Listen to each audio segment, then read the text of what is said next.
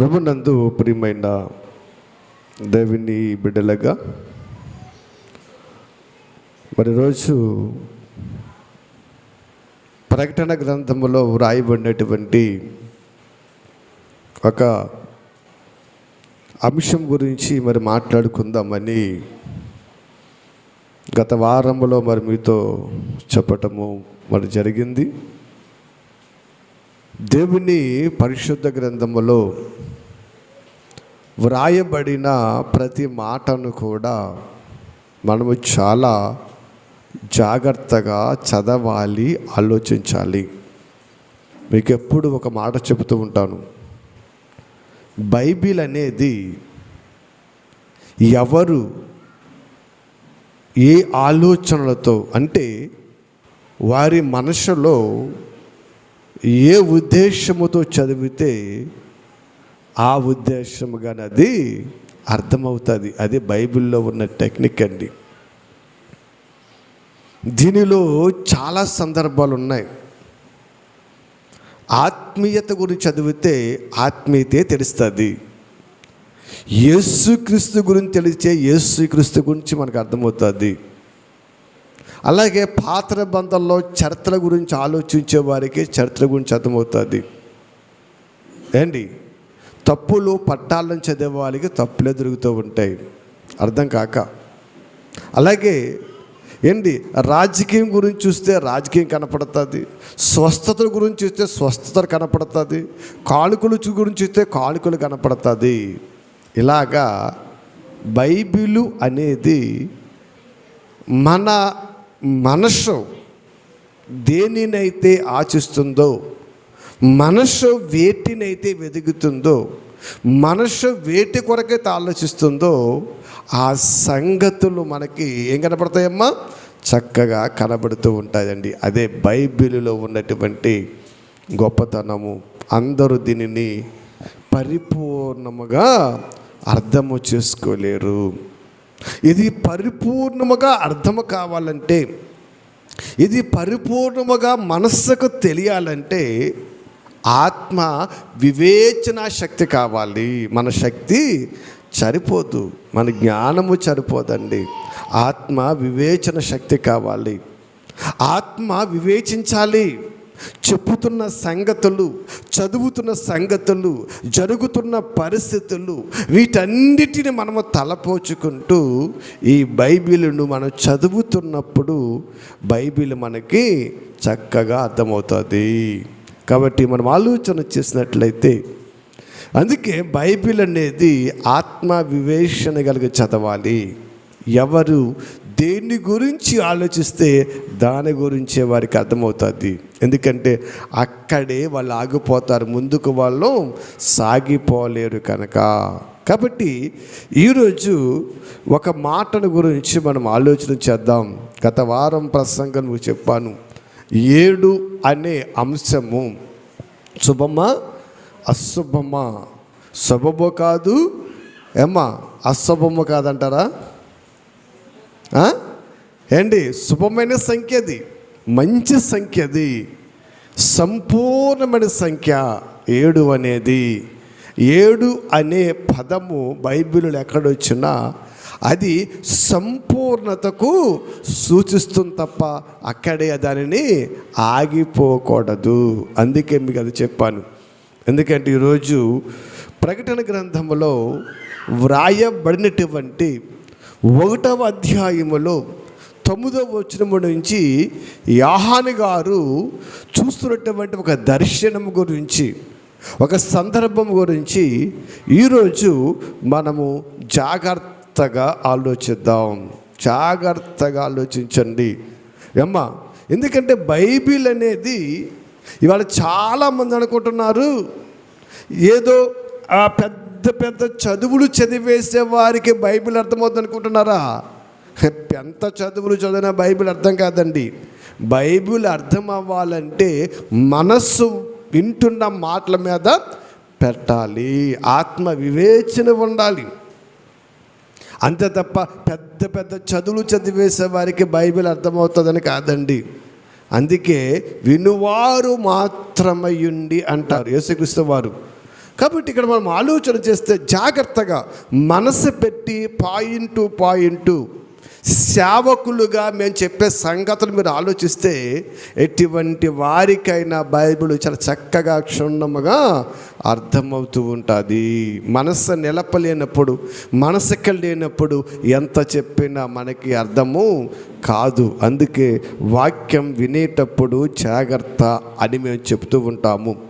కాబట్టి ఇక్కడ ఒక సందర్భాన్ని గురించి యోహాను గారు రాస్తూ ఉన్నాడండి. ఎందుకంటే ఈయన శిష్యులు అందరిలో కూడా చిన్నవాడు.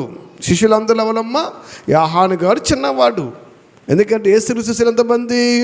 12 మంది. ఈ 12 మందిలో యోహాను చిన్నవాడు.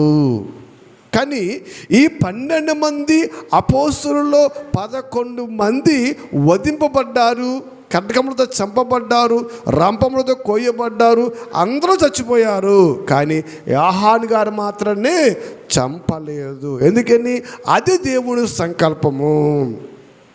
అందరూ వధింపబడాలి, కానీ యోహాను గారు వధింపబడకూడదు. ఎందుకని?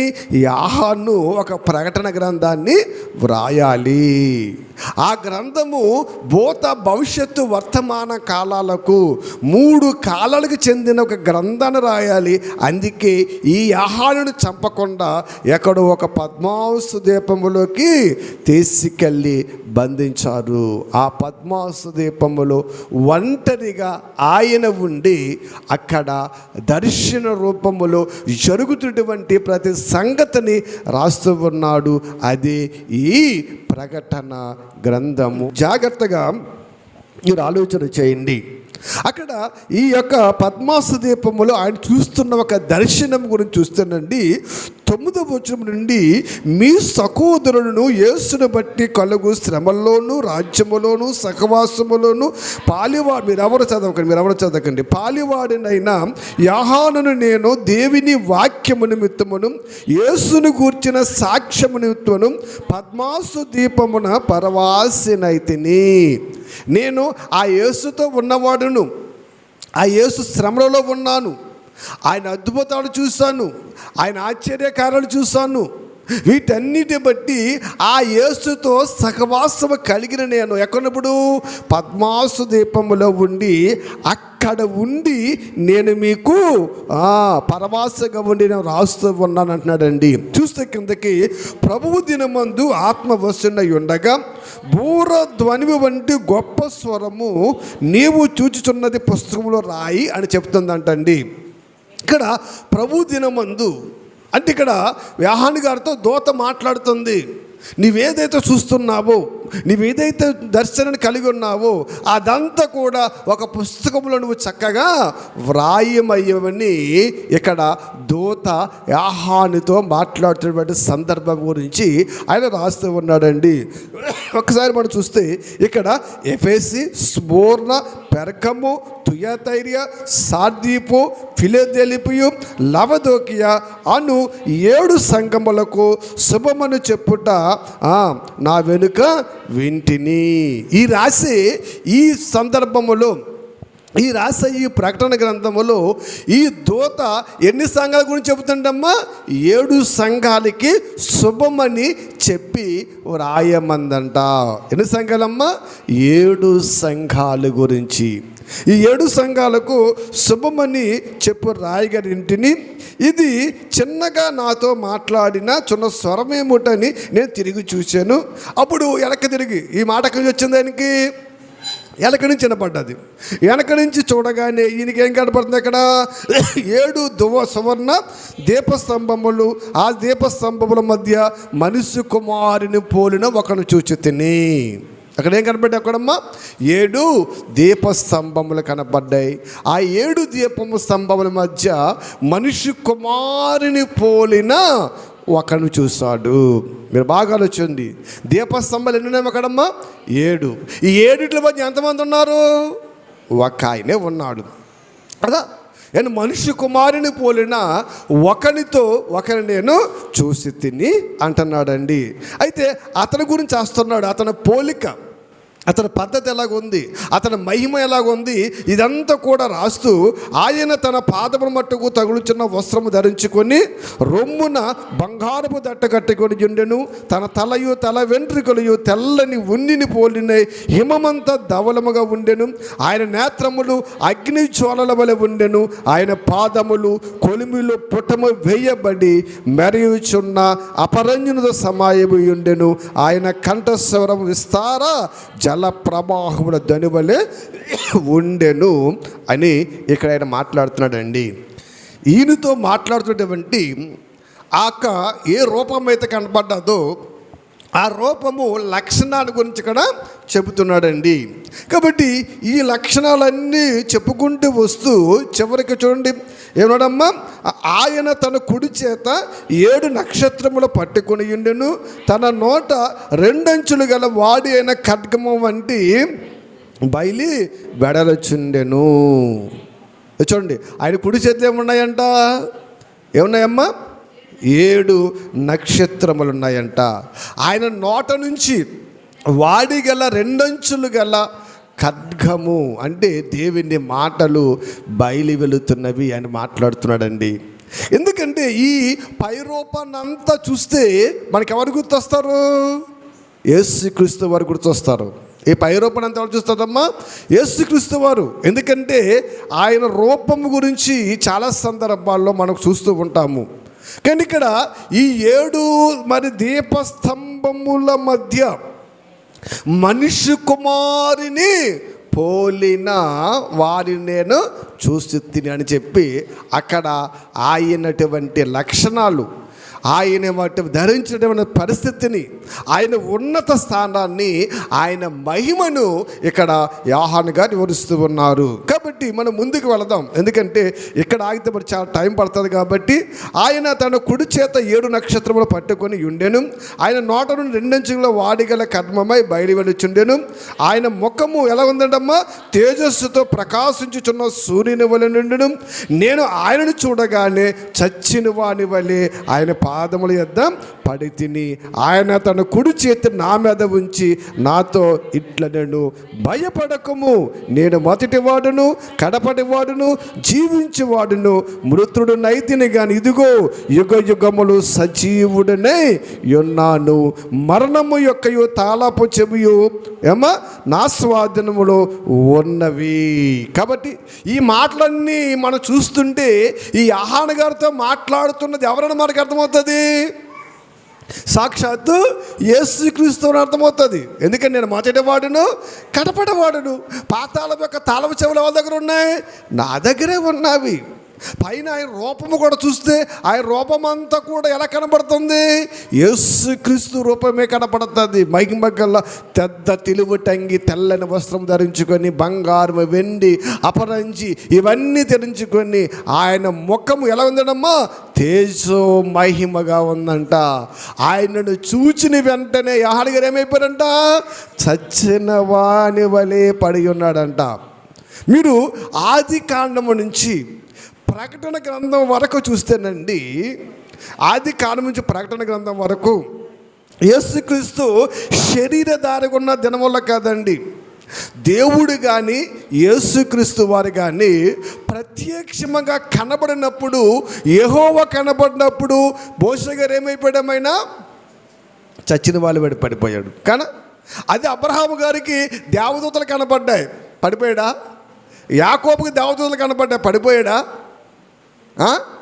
ఏంటి దేవదూతలు మరియమ్మ కనబడదు, పడిపోయాడా? ఏంటి దేవదూతలు కనబడినప్పుడు ఆ మహిమ వేరు, దేవుని మహిమ వేరు. చూడండి, మోషే యెహోవా ఆ వెలుగును చూసినప్పుడు ఏమైపోయినా చచ్చిన వాడి వలె పడిపోయి. ఇక్కడ కూడా యోహాను తెలుసండి, నేను చచ్చిన వాని వలె పడిపోయి. ఎందుకంటే ఆ తేజో మహిమను చూడటం అనేది ఇదిగో నేను తట్టుకోలేటువంటి పరిస్థితి. ఎందుకంటే ఆయన ఏంటంటే తిమోతి రాసిన పత్రికలు మాట్లాడాలండి, ఆయన ఎంత అంటమ్మా, ఆయన తేజో మహిమ అంటండి వసింప సఖ్యము కానీ అంటాడు. చక్కగా ఆయన మహిమ గురించి చాలా తేజో మహిమ గలవాడున్నాయని పౌలు గారు తిమోతి రాసిన పత్రికలో చక్కటి మాట మాట్లాడుతూ ఉంటాడు. కాబట్టి ఇక్కడ మనం ఆలోచన చేస్తే ఏమన్నాడైనా, యాను మొదటి వాడును కడపటి వాడును నేనే, మృతుడిని అయిపోతా అయినే చచ్చిపోయాను, కానీ నేను ఎలా ఉన్నాను, జీవించేవాడునయ్యా, శాశ్వత కాలము జీవించేవాడిని, సజీవుడిని నేను, యుగ యుగములు సజీవుడినై ఉన్నాను. ఎందుకంటే ఇదిగో పాతాళం యొక్క తాళం చెవులు నా దగ్గర ఉన్నాయి. ఎందుకంటే పాతాళములోకి వెళ్ళి తిరిగి వచ్చిన వ్యక్తి ఎవరైనా ఉన్నారంటే అది ప్రభు అయిన యేసుక్రీస్తు వారే, ఇంకెవ్వరూ లేరు. అంతే కదమ్మా. ఇప్పుడు గదిలో మనం బంధింపబడ్డాము. బంధింపబడ్డ గదిలో నుంచి బయటికి రావాలంటే మనకేం కావాలి, ఆ గదికి సంబంధించిన తాళము ఉంటేనే బయటకు వస్తాం. తాళం లేకపోతే రాలేము. ఆ గదిలో మనం ఉండాలి. ఏంటి, ఆదాము నుంచి అని అనేకులు ఆ పాతాళంలోకి వెళ్ళిపోయినా ఎవరు కూడా బయటికి రావడానికి లేదు. ఎందుకని, తాళపు చెవులు ఎవ్వరికి కూడా లేవు. అది ఒక ప్రభువైన యేసుక్రీస్తుకి ఉన్నాయి కనుక ఆయనే ఆ తాళపు చెవిని తీసుకొని మళ్ళా సజీవుడిగా వచ్చి అనేక మంది కనపరుచుకుంటూ వెళ్ళాడు. ఇవన్నీ అన్ని చూస్తున్నన్నీ యేసుక్రీస్తు గురించినట్టుగా మనకు కనబడుతున్నాయి. ఒకసారి ఎందుకంటే మన మెయిన్ సబ్జెక్ట్ ఇది కాదు, కానీ ముందుకు పడితే చూడండి, కాగా నువ్వు చూచిన వాటిని ఉన్న వాటిని వీటి వెంట కలిగిపో వాటి అనగా నా కుడి చేతిలో నీవు చూచిన 7 నక్షత్రముల గురించి మర్మము 7 సువర్ణ దీపస్తంభముల గురించి వ్రాయము అన్నాడండి. ఆను నీవేదైతే నా కుడి చేతిలో 7 నక్షత్రాలు చూసావో, 7 దీపస్తంభముల మధ్య నిలబడి ఉన్నానో ఆ దీపస్తంభముల గురించి, ఈ నక్షత్రముల గురించి మర్మము నీవు వ్రాయము అంటున్నాడండి కదా. అమ్మా జాగ్రత్తగా ఆలోచన చేయండి. ఎందుకంటే మనసు పెట్టి ఆలోచిస్తే మనకు అన్నీ అర్థమవుతాయి. మనసు లేకపోతే ఏది మనకి అర్థం కాదు. జాగ్రత్తగా, ఎందుకంటే ప్రకటన గ్రంథం అనగానే భయపడాల్సిన పని లేదు. ఆత్మ వివేచన మన దగ్గర ఉంటే, పరిశుద్ధ ఆత్ముడు మనకు తోడుకుంటే ఎట్టి వాక్యానైనా దేవుడు ఏం చేస్తాడమ్మా, విషద పరుస్తాను అన్నాడండి. కాబట్టి జాగ్రత్తగా ఆలోచన చేయండి. కాబట్టి ఇక్కడ మనం చూసినట్లయితే ఏం కనపడుతుంది, ఇక్కడ 7 నక్షత్రాలు, 7 దీపస్తంభములు కదా. 7 దీపస్తంభాల మధ్య మనిషి కుమారుని పోలిన ఆయన ఉన్నాడు. ఆయన కుడి చేతులు ఏమున్నాయి, 7 నక్షత్రాలు ఉన్నాయి.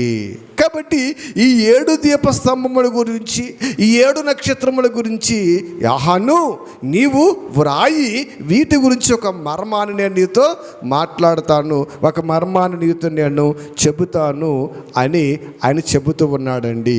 కాబట్టి కింద 20 వచనంలో చూస్తున్నట్టు ఏమన్నాడు ఆయన, 7 నక్షత్రములు అనగా ఏం కనబడుతుంది మనకి, 7 సంఘాలంట కదా. ఆయన కుడి చేతిలో ఉన్న ఏంటయ్యి, నక్షత్రాలు. ఆయన కుడి చేతిలో ఉన్న 7 నక్షత్రాలు ఏంటయ్యి, 7 సంఘాలు కదా. ఆయన మధ్యలో నుంచున్నప్పుడు కదా, మధ్యలో నుంచున్నప్పుడు 7 దీపస్తంభాలు ఉన్నాయి. ఈ 7 దీపస్తంభాలు ఏంటంట, 7 దీపస్తంభములు ఏంటి, 7 సంఘములు, 7 నక్షత్రం, 7 దూతలు. క్షమించండి, ఎవరు చెప్పాను. ఆయన కుడి చేతిలో ఉన్న 7 నక్షత్రాలు ఏంటవి, దూతలు. ఆయన కుడి చేతిలో ఉన్న 7 నక్షత్రాలు దూతలు. ఆయన నుంచున్నాడు కదా దీపస్తంభాలు, ఇవన్నీ ఏంటంటే సంఘాలు. అంటే 7 మరి నక్షత్రాలు, 7 దీపస్తంభాలు అంటే 7 దూతలు, 7 సంఘముల గురించి ఒక మర్మాన్ని చెబుతున్నాను. దానిని నీవు నీ యొక్క ఈ ప్రకటన గ్రంథములో వ్రాయము అన్నాడండి. అంతవరకు బాగానే ఉంది, అంతవరకు చక్కగానే ఉంది, మంచిది. కానీ ఇక్కడ ఈ 7 సంఘాలంటే ఏమిటి, అసలు 7 దూతలంటే ఏమిటి అనే సంగతి కూడా వచ్చిందండి. చిక్కండి. ఎందుకంటే ఇవాళ చాలామంది అంటున్నారే ఈ 7 సంఘాలంటే అందరూ కాదండి, మేమే. ఏంటంటమ్మా, 7 సంఘాలంటే వాళ్ళేనంట, ఇంకెవరో కాదంట. పరలోకం వెళ్ళివారు వాళ్ళనంట, దేవుడు వాళ్ళతోనే మాట్లాడాడంట, సంఘాలు వాళ్ళేనంట, ఇంకా దేశములు ప్రపంచంలో సంఘాలు ఏవి కూడా కాదంట. అంటే 7 సంఘాలంటే 7 సంఘాలేనా? 7 సంఘాలంటే 7 సంఘాలేనా? ఎందుకంటే 7 అనే మాట మనం ఏం చూస్తుంది? పరిశుద్ధ గ్రంథములో సంపూర్ణత సూచిస్తుంది, పరిపూర్ణతకు సూచిస్తూ ఉంది. కాబట్టి ఇక్కడ 7 సంఘాలు అనగానే ఈ ప్రపంచంలో ఉన్న 7 సంఘాలు మాత్రమే కాదు. ఎందుకంటే మనం ముందు ఆలోచిస్తే మనకి అర్థమవుతూ ఉంటుందండి. కాబట్టి ఇక్కడ 7 దూతలు అన్నాడు, 7 సంఘాలు అన్నాడు, బాగుంది కదా. ఇదే యోహానుతో యేసుక్రీస్తు మాట్లాడుతూ ఇదే అధ్యాయములో 22వ అధ్యాయములో 16వ వచనంలో కూడా ఒక మాట చెప్తున్నాడు. చూడండి, అందరూ తీసుకోండి జాగ్రత్తగా. ఇక్కడ చూడండి, సంఘముల కోసము ఈ సంగతుల గురించి మీకు సాక్ష్యం ఇచ్చుటకు యేసు అను నేను నా దూతను పంపి ఉన్నాను. ఇక్కడ మీరు బాగా ఆలోచించండి. అక్కడేమో ఎన్ని దూతలు పంపుతాడన్నాడు? ఈ 7 దూతలు అన్నాడు. ఇక్కడేమో సంఘముల కోసము. ఏ సంఘాలు చెప్పాడు ప్రకటన గ్రంథములో? 7 సంఘాలు చెప్పాడు. ఏంటి? సంఘముల కోసము అని చెప్పి, సంఘముల కోసం అని చెప్పి ఇక్కడేమన్నాడమ్మా? నా దూతను పంపుచున్నాను. ఇక్కడ సంఘములు అనగానే కింద ఫుట్ నోట్లో ఏం కనపడుతుంది మనకి? సంఘముల మీద ఉండుటకు ఏం పంపాడైనా? దూతను పంపాడంట. ఇప్పుడు ఈ ప్రకటన గ్రంథం రాయబడిన 22వ అధ్యాయంలో ఉన్న దూత, లేకపోతే 1వ అధ్యాయంలో ఉన్న దూతలు ఏడంటారా? ఏమా సమస్య ఇక్కడ వచ్చింది కదా ఏండి? ఈ 22వ అధ్యాయంలో ఒక దూత కరెక్టా? ప్రారంభ అధ్యాయంలో ఉన్న 7 దూతలు కరెక్టా? ఆలోచన చేయాలి. ఇక్కడ ఈ దూత అనగానే పక్కకు పెట్టి 7 దూతలు అనగానే వీళ్ళు ఎంతమంది చేశారండి? ఈ ప్రపంచంలో 7 మందిని ఏర్పాటు చేసుకున్నారండి. ఎంతమందినమ్మా? 7 మంది అంట. ఈ 7 మంది ప్రకటనకారులంట. ఈ 7 మంది స్థాపించిన సంఘాలంట, వారేనంట పరలోకం వెళ్ళేదంట. ఎవరు ఈ 7 సంఘాలు అని మనం చూస్తేనండి, మొట్టమొదటి సంఘానికి దూత ఎవరినిచ్చారు తెలుసండి? ఎవరిచ్చారు తెలుసా? పౌలు గారిని ఇచ్చారు.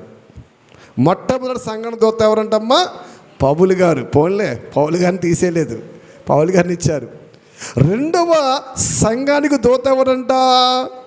ఏమ్మా? రెండవ సంఘం దూతలంట జెలేనియన్ అనే ఒక ఆయన అంట. రెండవ సంఘం దూతమ్మా జెలేనియన్ అని ఒక ఆయన అంట. మరి 3వ సంఘానికి దూత ఎవరంటే మార్టిన్ అంట. 3వ సంఘానికి దూత మార్టిను.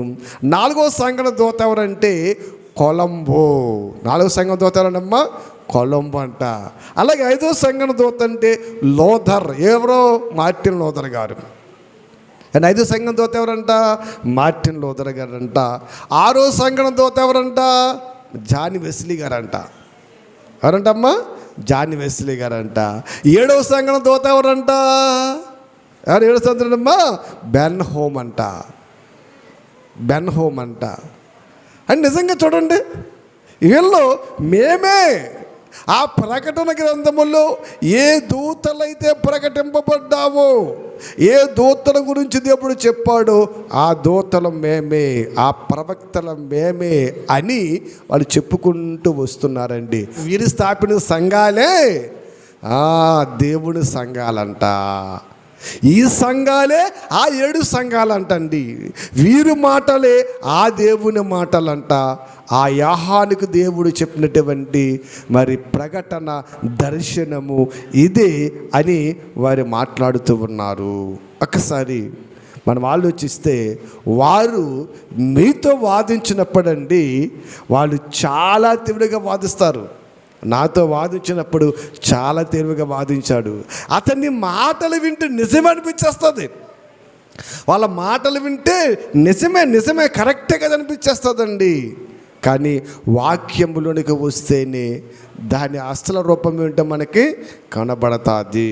ఎందుకంటే మీకు ఎప్పుడు చెబుతూ ఉంటాను అండ్ బైబిల్ అనేదండి ఎవరికి ఎలా చదివితే అలాగ అర్థమవుతుంది ఒకటి.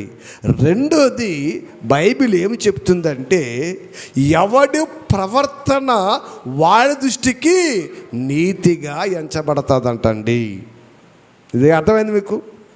అంటే ఎవడి ప్రవర్తన అంటే ఎవడు ఆలోచన వాడికి మంచిది, ఇక పక్క వాళ్ళ గురించి ఆలోచించడు.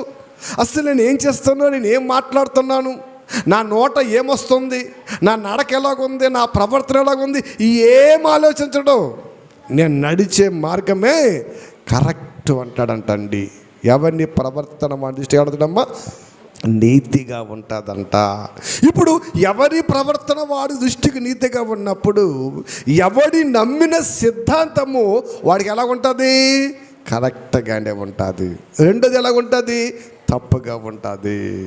జాగ్రత్తగా ఆలోచించిన బైబిల్ నేదైతే వాడు నమ్మోడు వాడు కరెక్టు, మిగతా అన్నీ కూడా తప్పు, నాదే కరెక్ట్ అంటాడు. ఎందుకంటే ఎవరిని ప్రవర్తన వాడి దృష్టికి నీతిగా ఎంచబడుతుంది. అందుకన్నాడు ఎవరు చేస్తండి, తన ప్రవర్తన విషయమై అజాగ్రత్తగా ఉండేవాడు చచ్చిపోతాడు. అంటే అజాగ్రత్త అంటే ఏంటి, మన ప్రవర్తన విషయం ఆలోచించాలి. మన నడక ఎలా వెళ్తుంది, మన పనులు ఎలాగున్నాయి, మన మాటలు ఎలాగున్నాయి, మన తిండి ఎలాగుంది, మన ప్రవర్తన ఎలాగుంది, ఏంటి ఎప్పుడు మనం ఆలోచించుకుంటూ ఉండాలి. అలా ఆలోచించుకున్నప్పుడు అండి మనకు అర్థమవుతుంది ప్రభునందు ప్రియమైన దేవుని బిడ్డలాగా. ఎందుకంటే ఒక మందు తాగేవాడి దగ్గరికి వెళ్ళి మందు తాగొద్దురా అని చెప్పడం కాదు, అస్సలు నువ్వు మందు తాగుతున్నావు లేదు నువ్వు ఆలోచించుకోవాలి. అర్థమైందా? ఒక సిగరెట్ తాగేవాడి దగ్గరికి వెళ్ళి సిగరెట్ తాగొద్దని చెప్పడానికి అర్హత లేదు. అసలు నువ్వు తాగుతున్నావు లేదు ముందు చూడాలి. నువ్వు మానేస్తే తాగకపోతే చెప్పడానికి వెళ్ళాలి, చేస్తున్నప్పుడు అది చేయడం కుదరదు. ఒక బూతులు తిట్టేవాడి దగ్గరికి వెళ్ళి నువ్వు బూతులు తిట్టడానికి గుర్తుందా, అసలు నీ నోట ఏం బూతులు వస్తా చూడు ముందు. నీ నోట బూతులు మానవు, ఎజిడి వారికి ఏం చెప్తావు, నీతులు చెప్తావు కదా.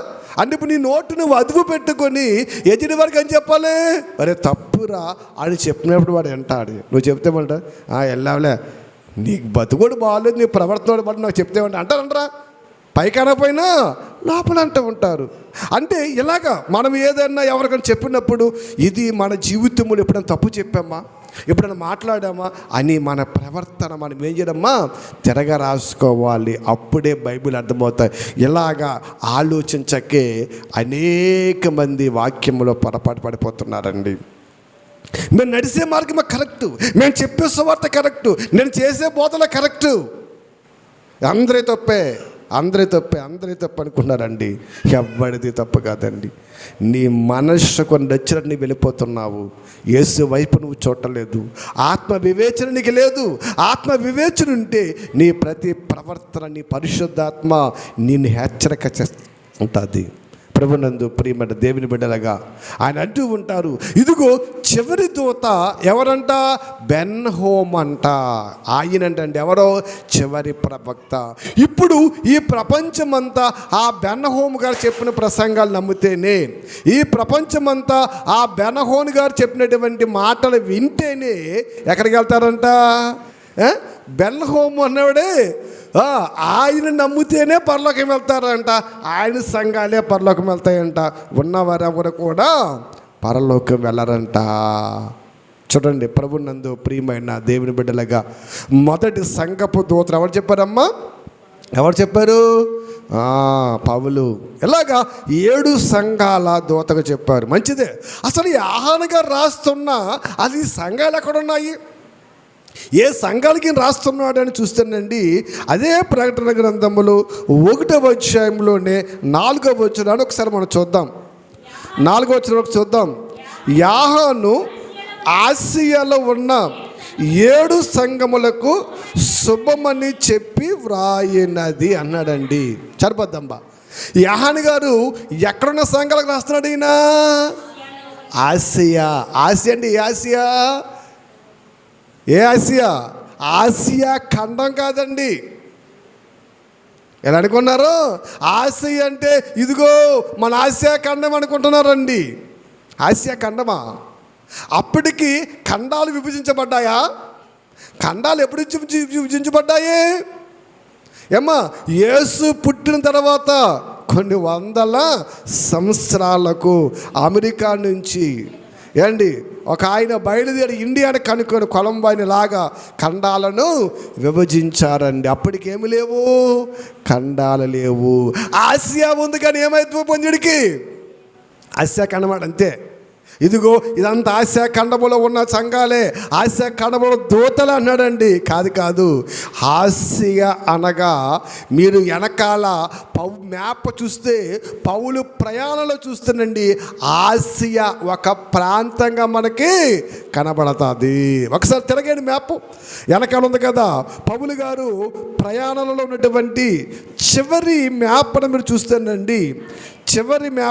చూస్తేనండి, అక్కడ మీకు కనపడచ్చండి బెతేనియా, గలతీయ, పొంతు, ఆసియా.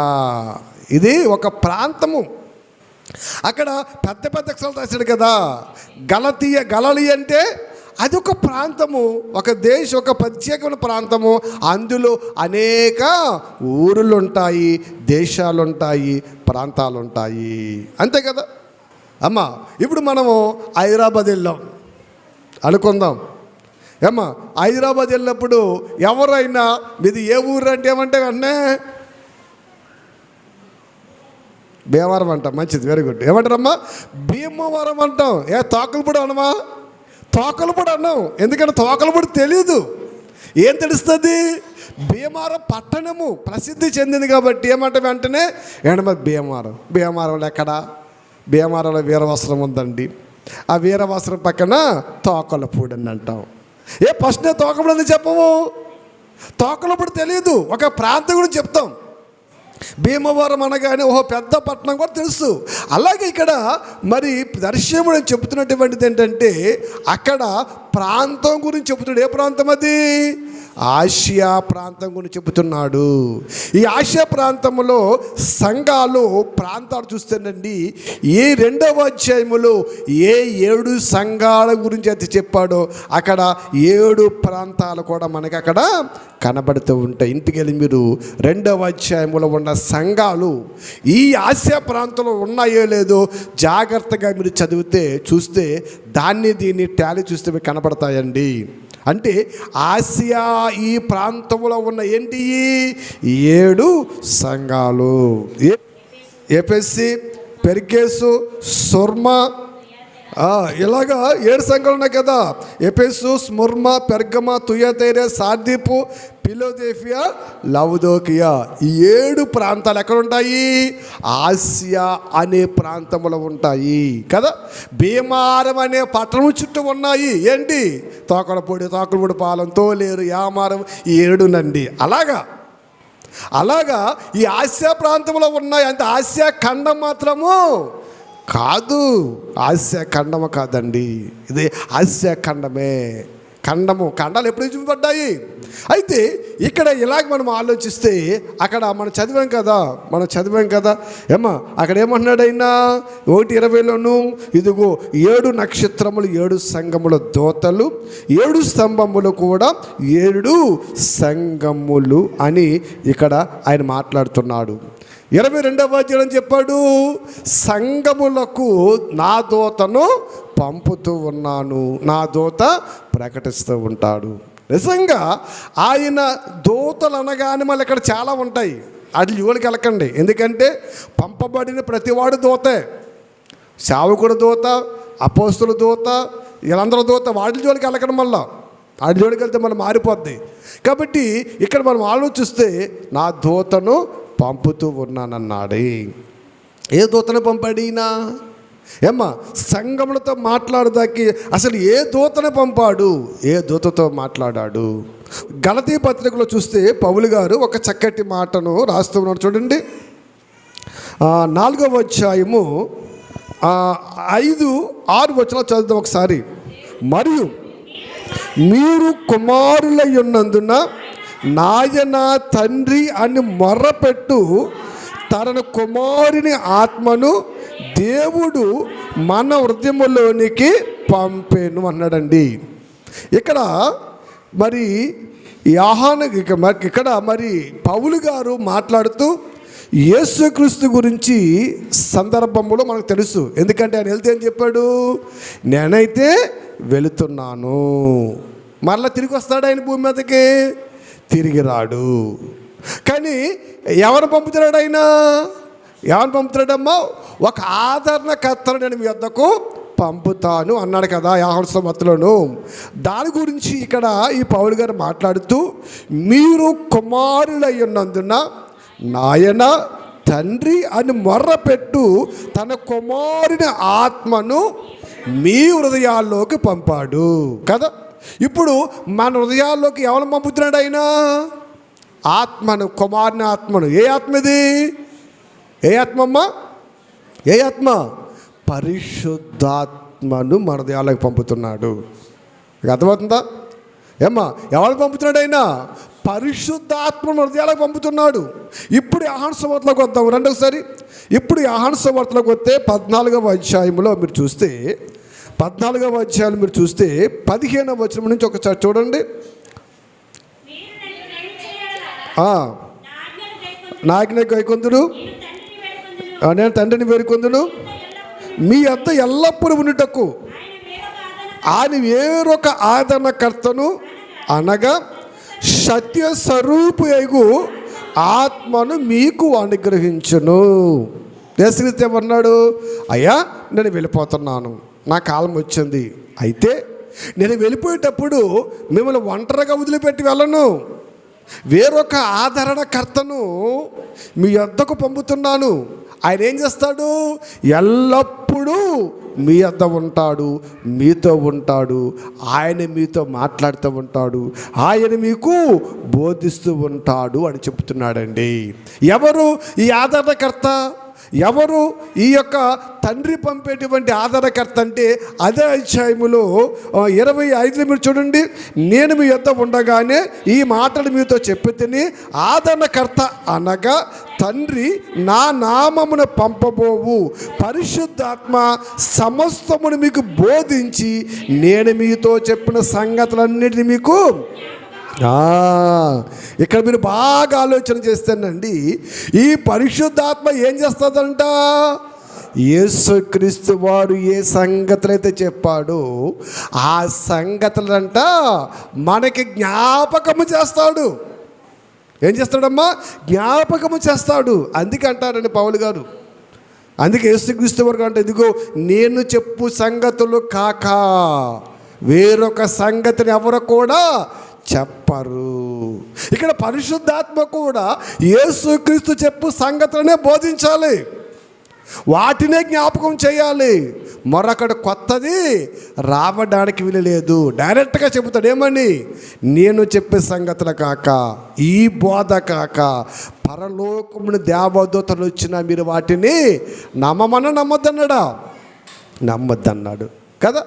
ఆయన చెప్పుడు సంగతులు కాక, పరిశుద్ధాత్మ మనకు వివరించిన సంగతులు కాక, పరలోకము నుంచి దేవదూతలు వచ్చినా నమ్మొద్దని చెప్పినప్పుడు మరి ఈ 7 దూతలు ఎక్కడి నుంచి వచ్చారు? మరి వీరి మాటలు నమ్మొచ్చా?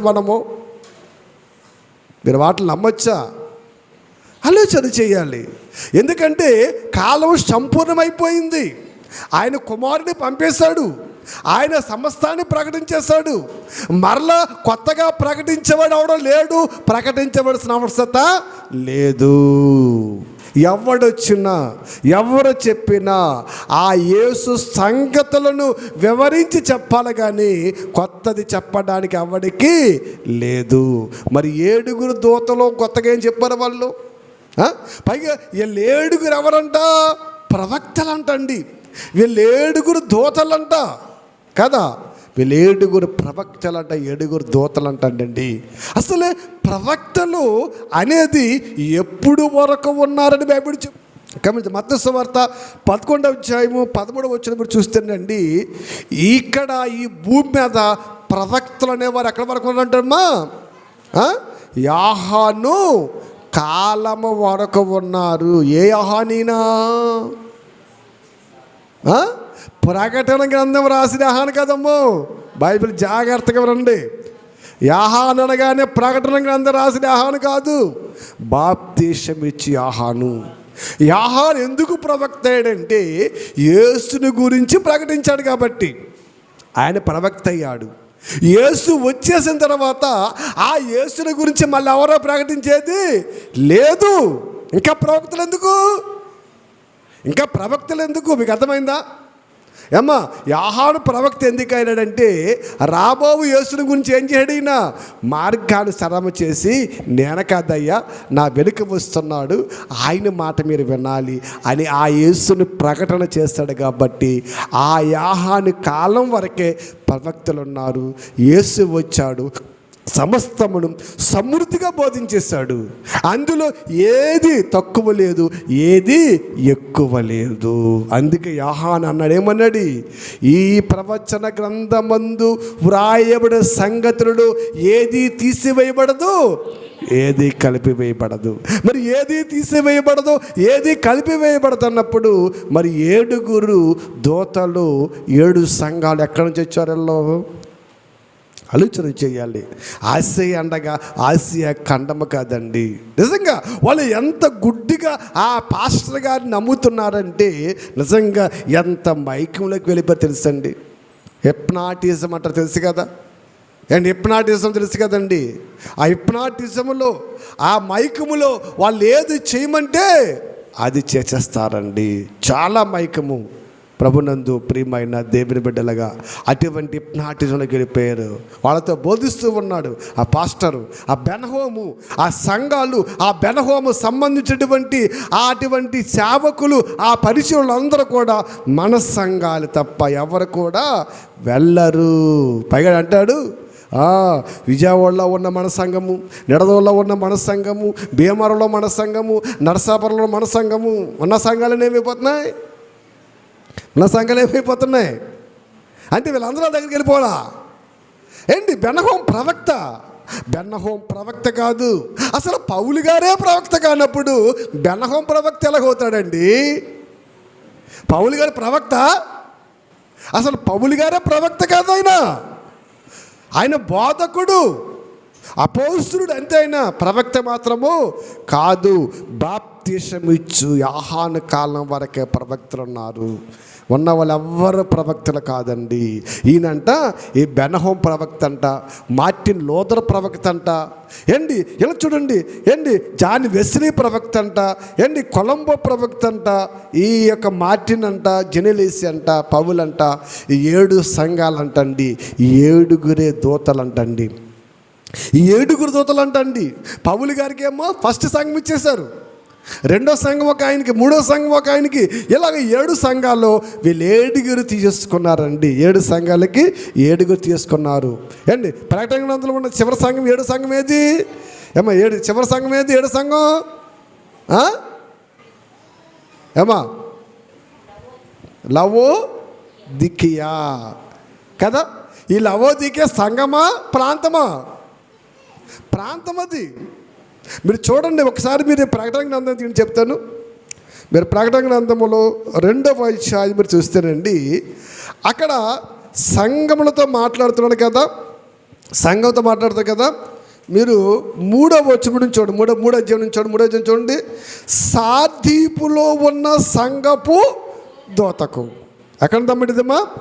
సార్దీపులో ఉన్న సంఘపు దూత, అలాగే ఫిలదెల్ఫియాలో ఉన్న సంఘపు దూతకు, అలాగే 14వ వచనంలో చూస్తే లవోదికయలో ఉన్న సంఘపు దూతకు. అండి ఆ సంఘపు, ఇక్కడ చూడండి, ఇక్కడ ఏమన్నాడమ్మా? సార్దీపులో ఉన్న సంఘపు దూతకు. అంతే తప్ప ఆ ప్రాంతం గురించి చెప్తున్నాడైనా ఆ సంఘం గురించి కాదండి. ఇక తుయతైర కానీ స్వర్ణ కానివ్వండి, ఈ సంఘాల గురించి చెప్తుండండి. ఇవన్నీ కూడా అక్కడ మనకు ప్రాంతాలుగా గుర్తుకొస్తాయి, సంఘములుగా కాదు. అవే సంఘాలు కాదండి.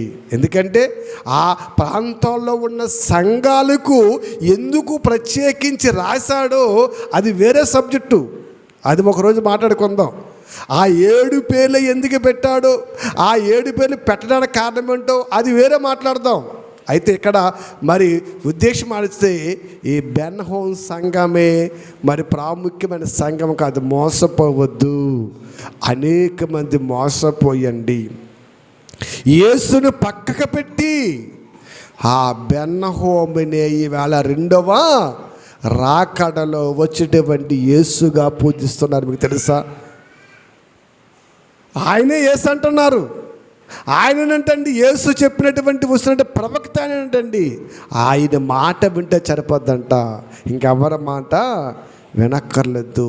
మీకు చిత్రమైన విషయం చెప్పనండి, ఆ సంఘములో ఉన్నవారు ఎంత మత్తులో మునిపో తెలుసండి.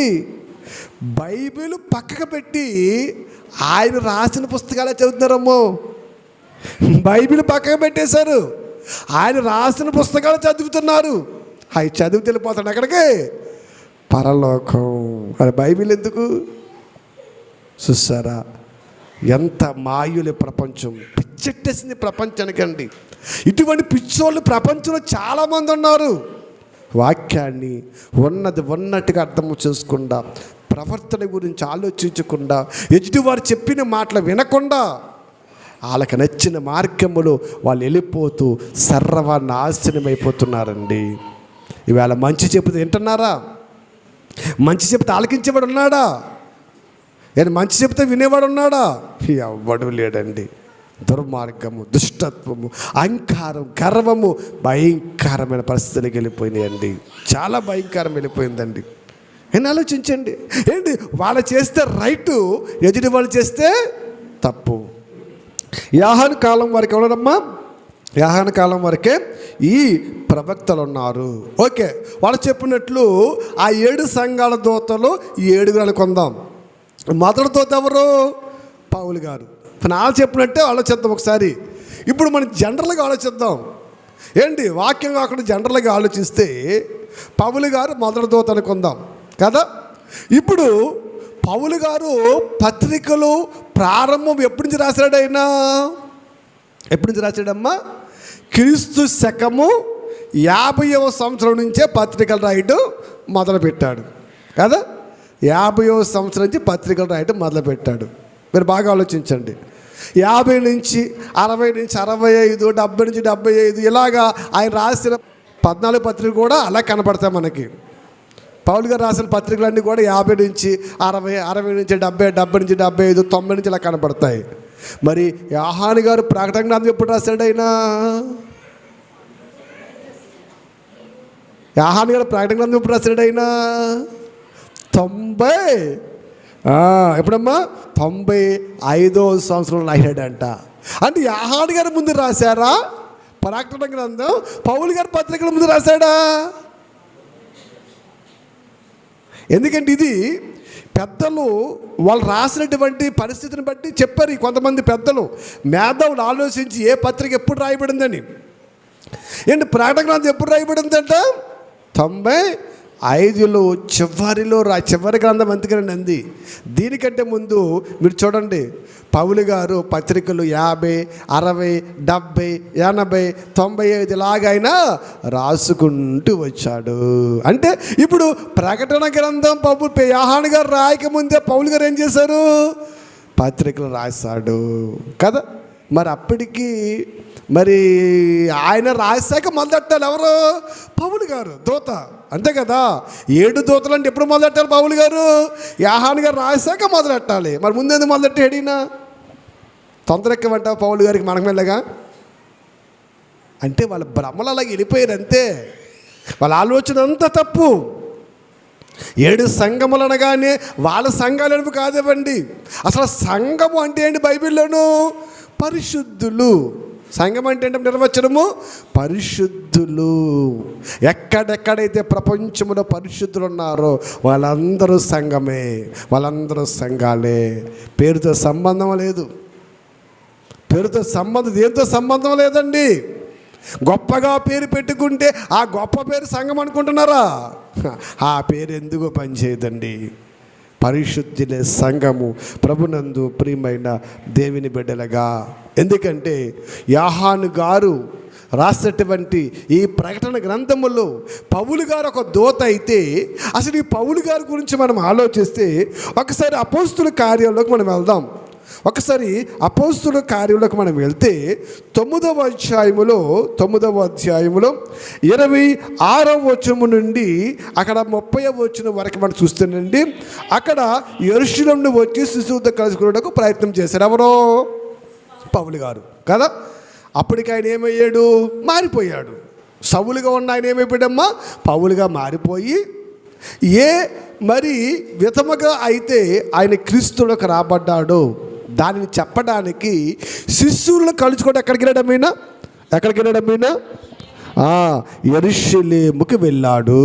యెరూషలేముకి వెళ్ళి శిష్యులను కలుసుకోవాలని చూసినప్పుడు ఈ శిష్యులు అందరూ ఏం చేశారు?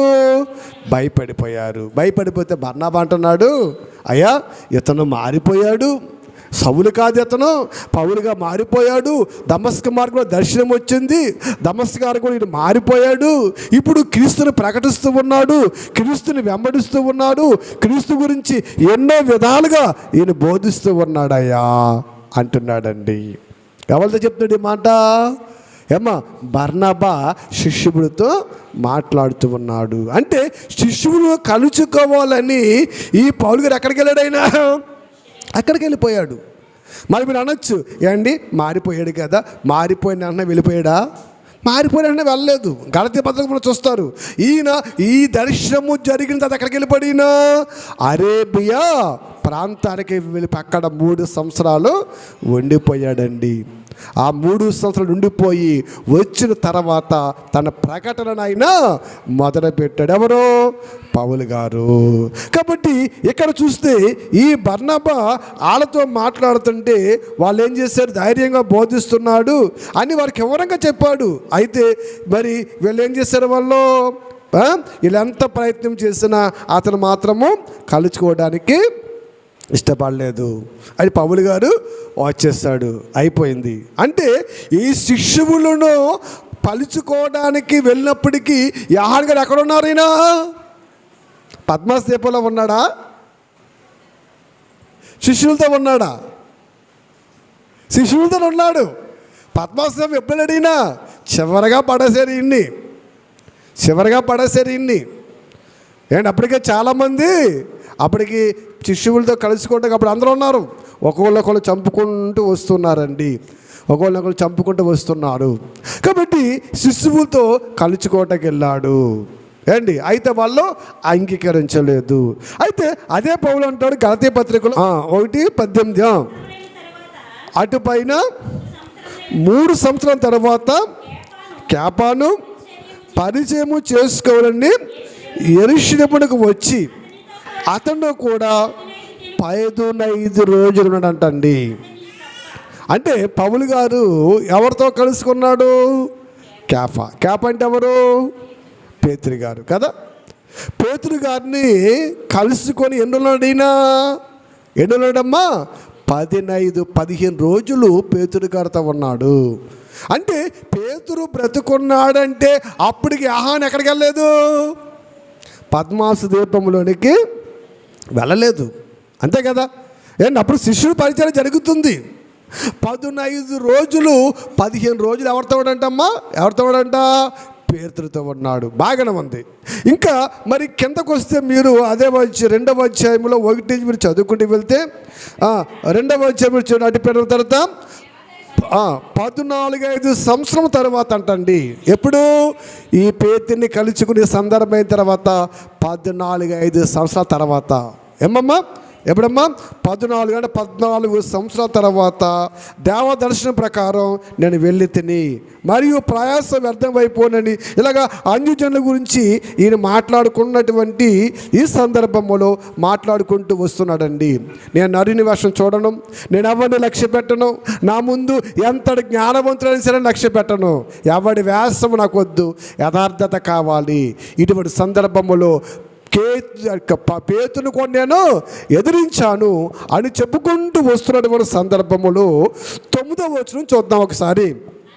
అనగా సున్నతి పొందిన వారికి అపోస్తుడవుటకు పేతురునకు సామర్థ్యము కలగజేసిన వాడే అన్యజనులకు అపోస్తుడవుటకు నాకును సామర్థ్యము కలగజేసనని వారు గ్రహించినప్పుడు స్తంభములుగా ఎంచబడిన యాకోబు, కేఫా, యాహాను అనువారు నాకు అనుగ్రహింపబడిన కృపను కనుగొని మేము అన్యజనులకు తాము సున్నతి పొందిన వారికి అపోస్తులుగా ఉండవలనని చెప్పి తమతో పాలివారు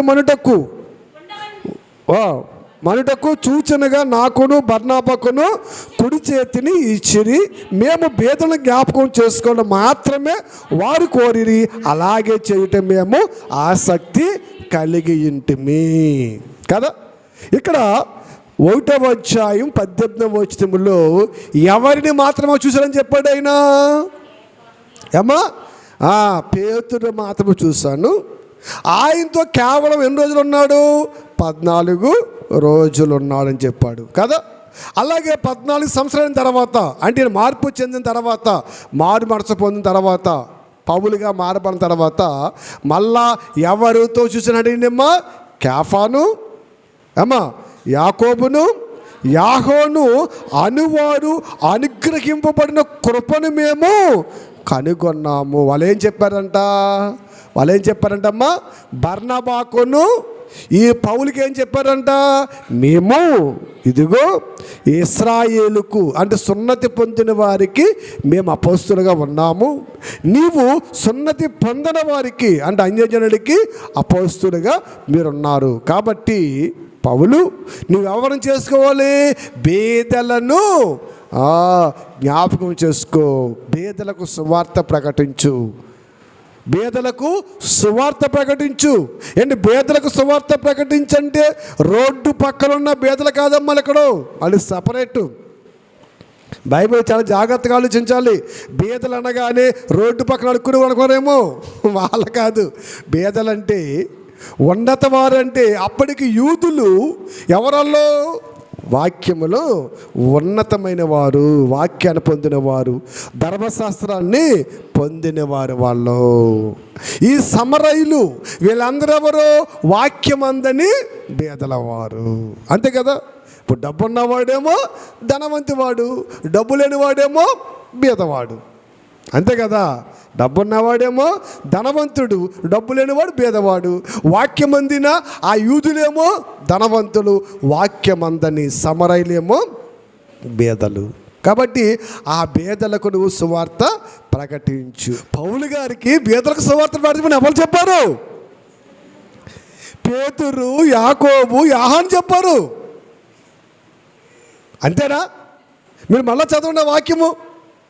వాళ్ళు మాకు చెప్పారు, వాడు కుడి చేతిని మాకు ఇచ్చారంటండి. ఎప్పుడు? 14 సంవత్సరాల తర్వాత. పేతురు ఎన్ని సంవత్సరాలు చూశాడు? అయినా 3 సంవత్సరాలు చూస్తాడు. 14 సంవత్సరాల తర్వాత ఈ యాకోబును, ఈ యాహాను, ఈ పేతురు, అయ్యా మేము ఈ యూతులకు వాక్యం అందిన వారికి మేము సువార్త ప్రకటిస్తున్నాం, కానీ బేదలకు సువార్త అందుతలేదు, వాళ్ళ దగ్గరికి యేసుక్రీస్తు మమ్మలను వెళ్ళొద్దన్నాడు. కాబట్టి ఆ పేతురుకు సువార్త ఎవరు ప్రకటించాలి? నీవు ప్రకటించు అని అంటండి కుడి చేతినిచ్చి పంపించారు కదా. ఏంటి ఇలాగా పౌలు గారి గురించి ఇవన్నీ కూడా మనం చూస్తేనండి, పౌలు గారు శిష్యువులు బ్రతుకుండగానే, శిష్యువులు ఉండగానే, శిష్యువులు ఇంకా బందీలోకి వెళ్ళకముందే ఈయన ప్రారంభించాడు, ఈయన సువార్తను ప్రారంభించాడు కదా. ఇప్పుడు అప్పుడే సువార్తను ప్రారంభించి సువార్త ప్రకటిస్తూ ఉంటే, ఇప్పుడు యోహాను సువార్తలో యోహాను రాసిన తర్వాత ఆ సంఘములో మొదటి దూత మొదటి సంఘానికి పౌలు గారని చెప్పటం తప్ప రైటా? తప్పే, అంతే కదా. పౌలు గారు దూత కాదు, పౌలు గారు ముందే ప్రకటించేస్తున్నాడు. ఆయన ప్రకటన గ్రంథం రాసేదాకా ఎక్కున్నాడు ఆయన. అప్పటికి ఆయన పరిచర్య కొనసాగిపోతుంది. ఒక పక్క శిష్యులు వేట జరుగుతుంది, ఒక పక్క శిష్యులు వేట జరుగుతుంది, పౌలు తన ప్రసంగాలు జరిగిపోతూ ఉన్నాయండి. ప్రభునందు ప్రియమైన దేవుని బిడ్డలుగా, ఎందుకంటేనండి ఇక్కడ మనం ఆలోచన చేస్తే ఈ ప్రకటన గ్రంథములో 7 సంఘములు 7 దూతలు అనగా 7 మనుషులకు వాళ్ళు ఇచ్చేశారు. కానీ సంఘాలు ఎన్నున్నా, ఎక్కడ సంఘాలలో ప్రకటింపబడినా మనందరికీ ప్రకటించే ప్రధానమైన దూత ఎవరో? పరిశుద్ధాత్ముడు. ఆయన మీకు బోధిస్తాడు, ఆయన మీకు సమస్తాన్ని వివరిస్తాడు. నేను చెప్పు సంగతులు కాక కొత్తది ఏది అని మీకు చెప్పాడు. ఆయన ఖచ్చితంగా చెప్పేస్తే మళ్ళా వీళ్ళు ఎక్కడ వచ్చారు? ఆలోచన చేయండి. ప్రభునందు ప్రియమైన దేవుని బిడ్డలుగా మనం ఆలోచిస్తే మార్టిన్ లూథర్ గారు లూథరన్ సంఘాలు పెట్టాడు కదా, ఇవాళ చాలా ఉన్నాయని ఆయనకో దూతలు ఇచ్చేశారు. జాన్ వెస్లీ కూడా ఇవాళ చాలా సంఘాలు ఉన్నాయి కదని ఆయనకో దూతలు ఇచ్చేశారు. ఇలాగ కొలంబోకి ఒకటి, ఇలాగ మార్టిన్కి ఒకటి. మార్టిన్ అంటే సౌత్ ఆఫ్రికా ఆ ప్రాంతాలలో బాగా పేరంటాడు ఆయన. కొన్ని ప్రాంతాల్లో ఇలా, కొన్ని ప్రాంతాలకు ఇలా కొంతమందిని దూతలుగా ఇచ్చేస్తారండి. వాళ్ళు ఎలాగుండగానండి, ఇప్పుడు చివరి దూత, ప్రాముఖ్యమైన దూత మాత్రము బెన్ హోమ్ అంట. దేవుని దూత, సాతాను దూత. దేవుని దూత, సాతాను దూత. నేనంటాను నిజంగా వాడు సాతాను దూతే. ఎందుకంటే బైబిల్ పక్కగా పెట్టి నీ పుస్తకాలు చదవడం ఏంటి? అసలు బైబిల్ చదవాలి, అసలు బైబిల్ నమ్మాలి, క్రీస్తుని వెంబడించాలి. చివరి ప్రవక్త యోహాను చెబుతుంది బైబిల్. అపోస్తుల ప్రయాసం ఎంతో ఉంది. పరిశుద్ధాత్మ బోధించాలి. పరిశుద్ధులందరూ సంఘములే. సంఘమనగా పరిశుద్ధులు అని పేతురుగా రాస్తాడండి. అంతే తప్ప నీ సంఘం ఒకటే పరిశుద్ధమైనది కాదు. నర్సాపురంలో ఉంది సంఘము, పోలపిల్లలో ఉంది సంఘము, కాలంలో ఉంది సంఘము, ఏలూరుపాడులో ఉంది సంఘము, బగ్గేశ్వరంలో ఉంది. చాలా దిక్కుల సంఘాలు మన చుట్టుపక్కల ప్రాంతాలలోనండి. నిజంగా అతననే దైవముగా ఆరాధిస్తున్నారండి. నిజంగా ఇటువంటి తప్పుడు బాధలతో ప్రజలను నాశనానికి నడిపించేస్తున్నారు. ప్రభునందు ప్రియమైన దేవుని బిడ్డలుగా, నిజంగా మా బెన్ హోమే కరెక్టు, మా బెన్ హోమే బోధే కరెక్టు, ఆయన చివరి దూత అని అతను నాతో అరగంట వాదించాడండి. నేను ఎన్ని రిఫరెన్సులు చూపించిన అతను నమ్మటలేదు. ఎందుకు నమ్మటలేదంటే ఆ యూబిలో బాగా కోరుకుపోయాడు, ఆ మత్తులో బాగా కోరుకుపోయాడు. తెలుసండి, నిజంగా ఇప్పుడు మనం చూస్తున్నాం కదా, ఈ రాష్ట్రాన్ని ఏలుతున్నది, ఈ దేశాన్ని, ప్రపంచాన్ని వెళుతున్నది మత్తు మందు ఉంది, గంజాయి కదా, స్టెరాయిడ్స్, ఇలాగా కొకేను, ఎన్నో మత్తు మందులు ఉన్నవి. ఆ స్టెరాయిడ్స్, ఆ గంజాయి తీసుకున్న వాళ్ళకంటండి, ఆ మత్తు మందు స్వీకరించిన వాడికంటండి, ఆ మత్తులో ఏమి చేస్తున్నాడో కూడా తెలియదంటండి. అవసరం చంపేస్తాడంట. ఏం తెలీదు, ఆ మత్తులో ఏం తెలియదంట. ఆ మత్తులో వాడు ఎవడు చంపేమంటే వాడిని చంపేస్తాడంట. 100 రూపాయలు ఇస్తే హత్య చేసేస్తాడంట, 1000 రూపాయలు ఇస్తే హత్య చేసేస్తాడంటండి. రాష్ట్రంలో చాలా విచ్చలవిడిగా ఉంది ఇలా గంజాయి. అనేక ప్రాంతాలలో, మన చుట్టుపక్కల ప్రాంతాలలో కూడా యూత్, యవ్వన బిడ్డలు ఈ మత్తులో మునిగిపోతున్నారండి. కాబట్టి ఆ మత్తులో ఉన్నవాడికి తల్లి తెలియదు, తండ్రి తెలియదు, పిల్ల తెలియదు, బంధువులు ఎవ్వరూ తెలియదండి. ఎవ్వరూ తెలియదు వాడికి. వాడి ఆనందమే వాడిది. అలాగే ఈవేళ ఈ కొంతమంది 7 సంఘాల దూతలు చూసారండి, వీళ్ళు కూడా ఆ మత్తులో ఉండిపోయారు. బయటికి వస్తే తెలుస్తుంది. నిజమైన సువార్త ఇయ్యద్దు, ఎవరిని నమ్మాలో, ఎవరిని వెంబడించాలో, రెండవ రాకడలో వస్తానన్న క్రీస్తు ఎవరో మనకు అర్థమవుతుందండి. ఆయనేనంటండి క్రీస్తు అంటండి. ఇప్పుడు సంఘాలలో యేసు ప్రభు పొడవులు తీసేసి ఆయన పొడవులు పెట్టేస్తున్నారు. ఎంత దుర్భరమైన పరిస్థితి ప్రపంచం వెళ్ళిపోతుంది తెలుసండి. ఇటువంటి బాధలు ఉన్నాయి. వీళ్ళందరూ క్రైస్తవులే తెలుసండి. ఇటువంటి క్రైస్తవులు లోకంలో ఉన్నారు.